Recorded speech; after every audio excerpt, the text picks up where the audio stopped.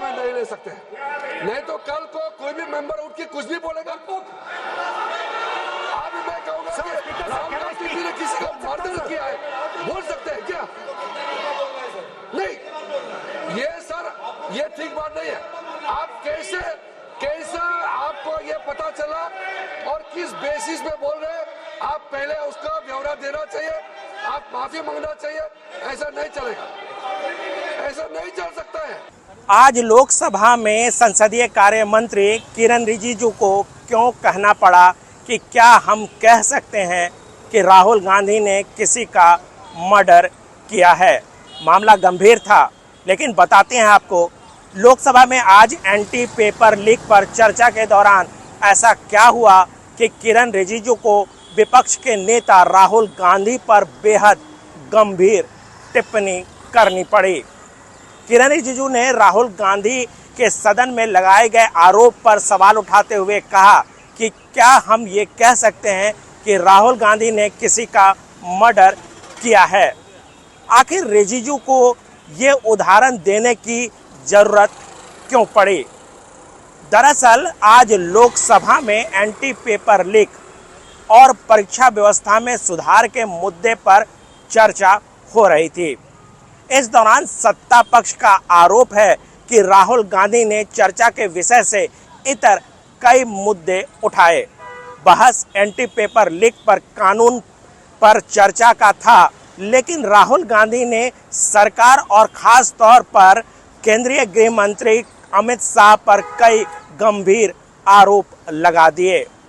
केंद्रीय गृह मंत्री अमित शाह का नाम लेते हुए उन्होंने कहा कि आंदोलन के दौरान जो पैलेट गन चलाए गए थे वो गृह मंत्री अमित शाह के आदेश पर चलाए गए।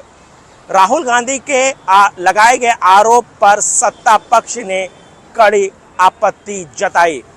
मामला बढ़ा तो संसदीय कार्य मंत्री किरण रिजिजू ने मोर्चा संभाला। किरण रिजिजू ने साफ तौर से कहा कि विपक्ष के नेता की ओर से लगाए गए गंभीर आरोपों को हल्के में नहीं लिया जा सकता। अगर किसी पर आरोप लगाया गया है तो उसके समर्थन में तथ्य भी सामने रखे जाने चाहिए। किरण रिजिजू ने साफ कहा कि अगर आप किसी बात को सदन के अंदर रखते हैं और आपके पास तथ्य नहीं है, सबूत नहीं है, तो जाहिर सी बात है कि सदन के भीतर आपको अपनी बात के लिए माफ़ी मांगनी चाहिए। यानी कि जिस तरीके से राहुल गांधी ने एक के बाद एक गृह मंत्री अमित शाह पर कई आरोप लगाए थे, सत्ता पक्ष को ये नागवार गुजरा। सदन में बहस की एक मर्यादा और प्रक्रिया होती है। किसी भी सदस्य को किसी व्यक्ति पर या खास तौर पर किसी सांसद पर गंभीर आरोप लगाने से पहले उसके समर्थन में तथ्य रखने चाहिए। अगर कोई सदस्य अपने बयान पर कायम रहता है तो आपको बता दें कि मामला विशेषाधिकार समिति तक भी जा सकता है। राहुल गांधी लोकसभा में विपक्ष के नेता हैं। ऐसे में जाहिर सी बात है कि राहुल गांधी को इन सभी बातों का ध्यान रखना चाहिए कि अगर सदन के पटल पर वो किसी तरह का आरोप लगा रहे हैं तो वो तथ्य से अलग नहीं होना चाहिए।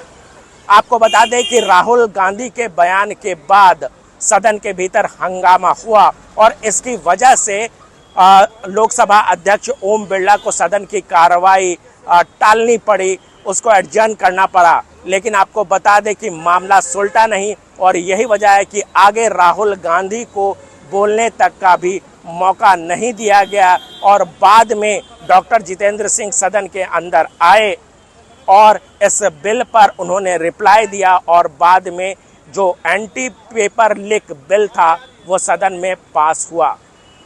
कैमरामैन सोनू मंडल के साथ अनूप गुप्ता, न्यूज 18 नेटवर्क, दिल्ली।